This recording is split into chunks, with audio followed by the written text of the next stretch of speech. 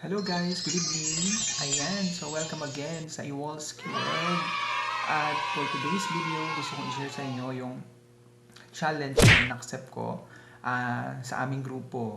Shout out naman pala dyan kay Pastor Shine Magwangay, kay Jonathan Channel, at kay Mr. Obido, at sa iba pang mga tumanggap ng challenge. So, kay Ate Arlene pa pala, Ate Arlene 86 Vlogs. So, ang challenge ng grupo namin na in-accept ko rin is yung kakain ka raw ng 3 pansit canton at saka 5 itlog. So, yun yung kaniyang challenge.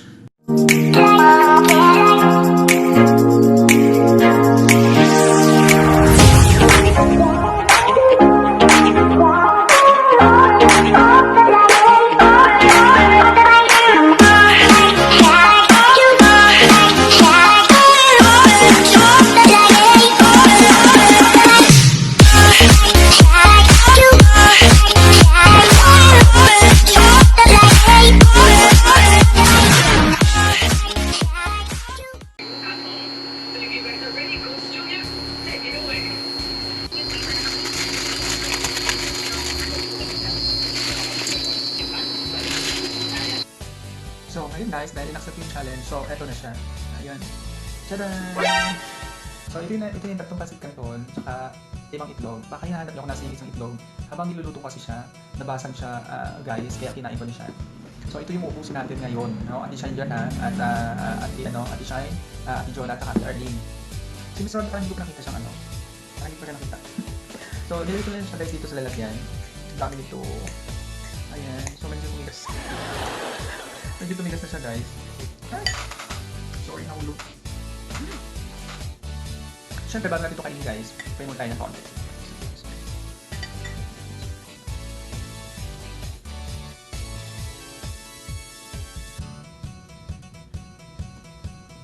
Ayan guys, so sisimulan na natin yung challenge natin, okay? Ayan guys, so sisimulan na natin yung challenge natin na 3 pansit canton at saka 5 itlog. So ito na siya guys. So yung pakaluto ko ng itlog is ano siya, malasado siya guys. Kaya yung isa dito, di ba napansin nyo, 4 lang siya. Nabasag kasi nung binabalatan ko, kaya kinain ko na. So yan, shout out ulit kay Ate Shine Magwangay, kay Ate Arlene, ito si Sinali, kay Ate Jonah. So ito na guys, simulan ko na. Ang dami ito. Nakita nyo na ako paano umuya.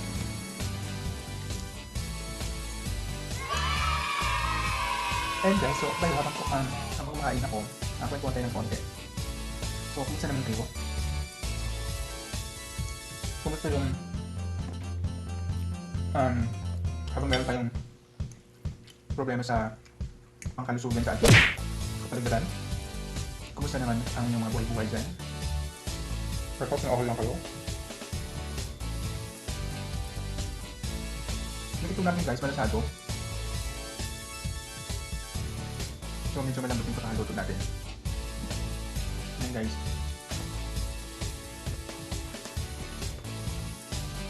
So hindi tayo maano. Hindi tayo matunawan.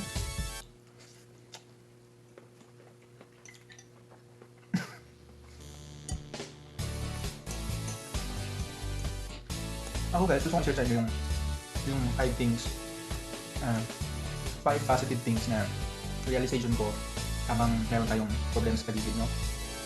Especially doon sa pangkalusugan. So yung una, since mag-start yung ating mga quarantine, so syempre dahil hindi na masyadong makalabas ng bahay natin, so nagkaroon ako ng time para makapag-isip-isip. So ito, parang isip tayo kung ano ba yung mga dapat natin gawin sa buhay natin. Ano ba yung hindi natin mas magawa pa para mas lalong maging maayos yung sitwasyon natin, yung buwan natin. So yun yung isang realization guys. Kailan ba itong ano? Kailan ba itong tuloy-tuloy? Baka mababa yung oras ko. I believe I can fly. Tapos guys, yung pangalawang achievement or part ng aking self-reflection or realization ko during this time is yung mas lalo akong naging connected sa sa mga mahal ko sa buhay, especially sa aking asawa. Okay. Dahil madalas nandito lang kami sa loob ng bahay, so mas marami kaming time para makapag-usap. So, ganun pa rin yung mga plan namin sa buhay, paano mga dapat namin gawin. Ayun.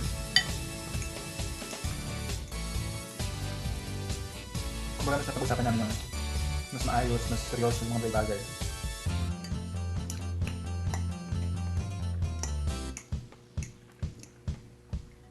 Tapos yung mga to guys,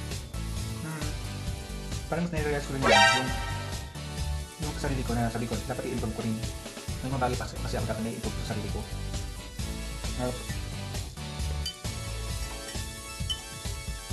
Which is sa tingin ko kailangan talaga.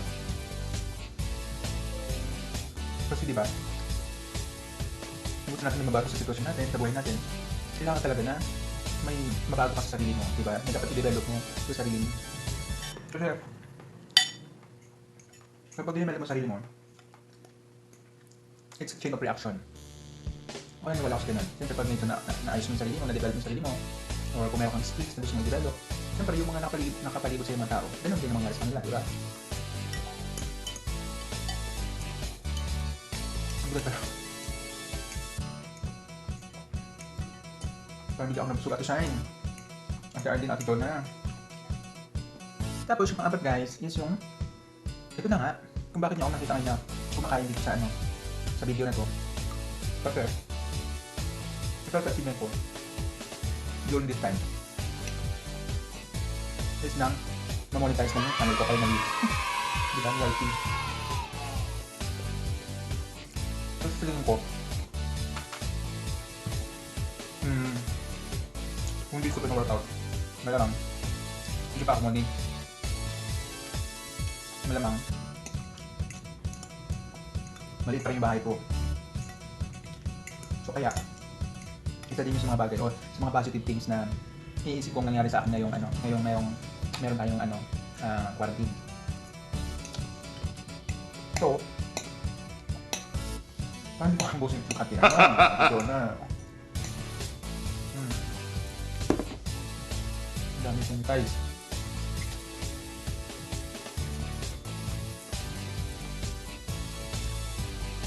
Siyempre, yung kalima guys is nagkaroon ako ng pag-iisip na maganda itong ibang exercise during this time. Kasi diba, medyo mahirap ang sitwasyon.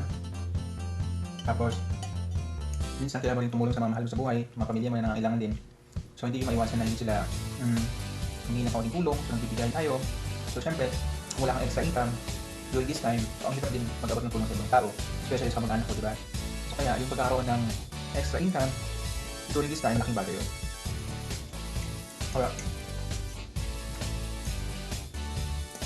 Kaya importante guys, na meron kayong extra income.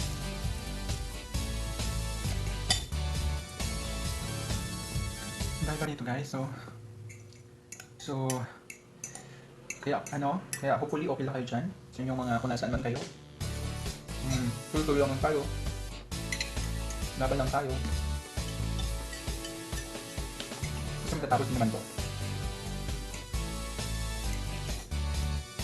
guys. I'm doing this because of the challenge pero of course it's not advisable pa rin na palagi kayo kakain ng pasit canton.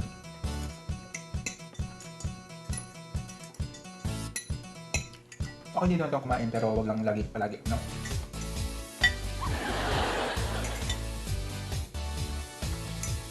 So ayun guys, malapit tayong tapos. After plan, at ito na naka-early na yan.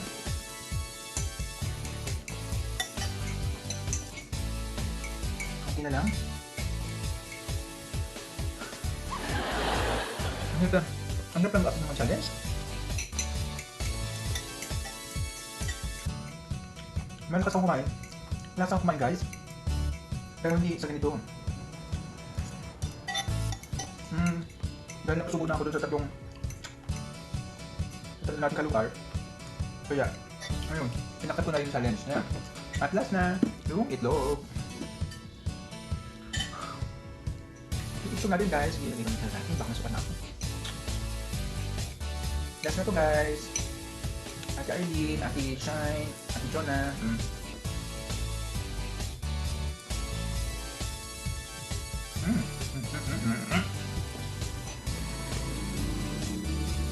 Last one. Malasado kasing itlog natin guys.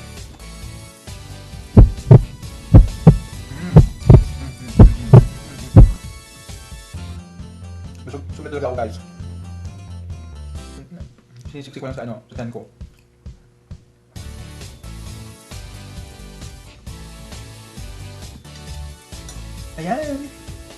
Ayan, shoutout naman dyan kay Ate Shine. Kay Ate John at Ate Arlene. Nagpost ko naman sa mga challenge na yan. Charan! So, tatlong biscuit kanton at 5 itlog. Ayun, first time kong ginawa ito ng buhay ko. Pero thank you so much sa mga nagpa-challenge yan. So, patunayan ko na kaya ko naman pala. Ayan, maraming salamat sa panood ninyo and I really hope na okay lang kayo kung nasaan man kayo at mag-ingat kayo palagi. So, thank you so much for watching my vlog today. Ayun, ingat po kayo. Bye-bye!